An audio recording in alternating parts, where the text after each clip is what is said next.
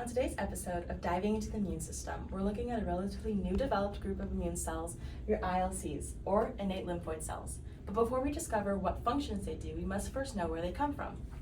Like all immune cells, they develop from the multipotent hemopoietic stem cell in your bone marrow. From here, we look at a subgroup of stem cells called your common lymphoid progenitors. These are commonly known for your B and C T cell development, which are adaptive cells that deal with long-term memory, but they're also responsible for a group of innate cells called your ILCs. They, while are similar to T cells in function and both come from the CLP, they are different because they are not adaptive cells and they do not have specific antigen receptors. ILCs develop are in your peripheral lymphoid tissues like your lungs and small intestines, and they serve as mediators, which release cytokines or small chemical messenger proteins that tell immune cells where to go and activate them. ILCs differ in their subgroups by the specific type of cytokines that they produce when activated. Group 1 ILCs, or ILC1s, generate the cytokine IFN gamma. This protects against viruses and intracellular pathogens and also activates macrophages.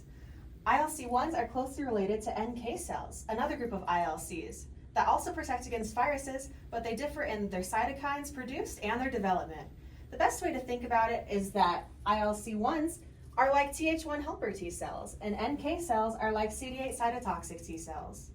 Group 2 ILCs, or ILC2s, produce the cytokines IL4, IL5, and IL13. These cytokines promote mucosal and barrier immunity and protect against parasites, also recruiting other innate immune cells that do the same. They also facilitate repair of damaged tissues. Think about ILC2s as mirroring Th2 helper T cells. And finally, that leaves us with group 3 ILCs, or ILC3s. These produce the cytokines IL-17 and IL-22, which help defend against extracellular bacteria and fungi. IL-17 functions by stimulating the production of chemokines that recruit neutrophils, while IL-22 acts directly on epithelial cells to stimulate the production of antimicrobial peptides. Like the other ILCs mirror T cell in function, so do ILC3s. They're similar to Th17 helper T cells.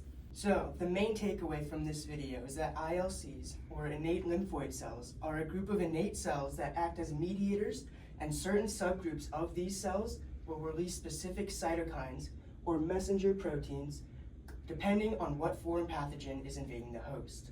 These cells are important in recruiting and telling other immune cells what to do. ILCs are not adaptive cells because they do not have antigen receptors, but they do mirror the function of T cells.